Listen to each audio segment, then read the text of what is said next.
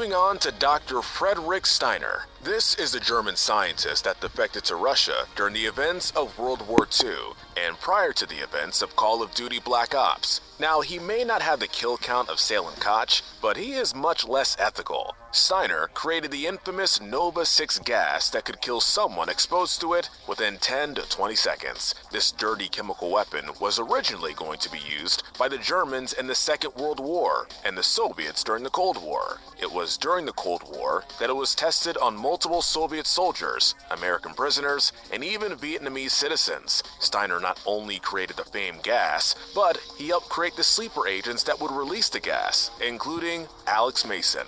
In addition to all of this, Steiner was a Nazi who only jumped ship to the Soviet Union because Germany lost the war to ensure that he would not be killed. And he's also a massive coward, begging for his life to be spared by the Americans, even after all the things he did while working under Project Nova. The good thing is, his comeuppance was swift at the hands of Alex Mason. From chemical terrorism to nuclear terrorism, here comes Khaled al-Assad. Khaled is well known for committing a violent coup d'etat against the Saudi Arabian president, Yasser al-Fulani, and executed him live on screen for hundreds to see. He did these things under the orders of Makarov. It was violent for violence sake. He was the one who pressed the button on the nuclear bomb that wiped out 30,000 people when they got close to finding him. Although he was just a pawn in a larger game, much like Steiner, his actions ended in more deaths than Steiner's, and he got to hurt more people than Steiner did, and in a much shorter time. From one of Makarov's henchmen to another,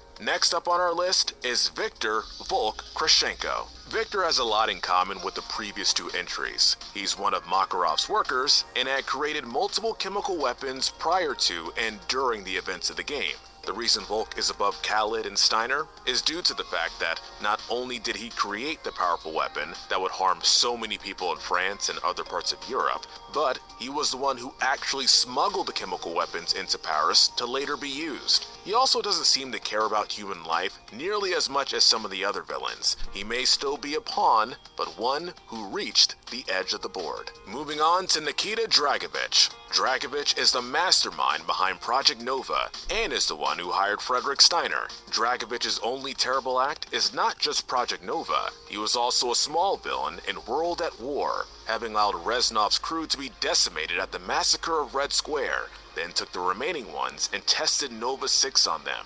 He wanted to destroy the US internally by using sleeper agents and threatened chemical warfare. He never gives us solid reasoning behind what he does. Maybe he just feels like it. Man, what a psycho. The next one on our list is Russian baddie Lev Krashenko. Lev Krashenko might not seem to fit this high on the list, but throughout both Black Ops and Black Ops 2, he committed many heinous acts on not just American soldiers, but also civilians and his own men.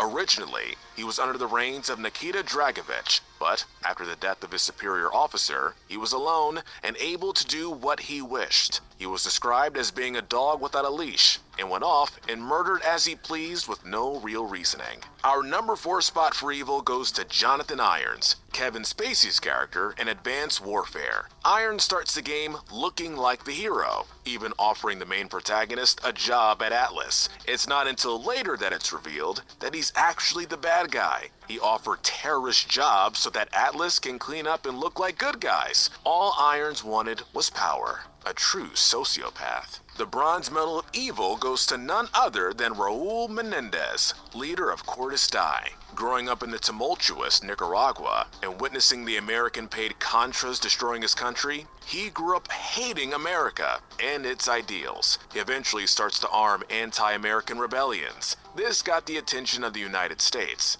and this leads to the accidental murder of his sister, Josephina, by Frank Woods. He forces Frank Woods to kill his friend Alex Mason, murders Hudson in front of him, and kidnaps David Mason. In the future, he forms a massive, anarchic, cult-like following with Cortes Die. He hacks into the Chinese stock market to force a war between China and America. He even wins in the end if he dies, since with his death, Cortes Die starts to tear apart America. He lived a tumultuous life, and to many, died a martyr. The silver medal of evil may not surprise anyone because it's Lieutenant General Shepard. Shepard is the main antagonist of Modern Warfare 2 and is trying to avenge the deaths of the 30,000 soldiers dead at the hands of Makarov and the Four Horsemen. Throughout the story, he's seen as your commanding officer and the hero the world needs in these dark times. However, towards the last third of the game, his hypocrisy is shown, and he kills both Ghost and your player character Roach, quipping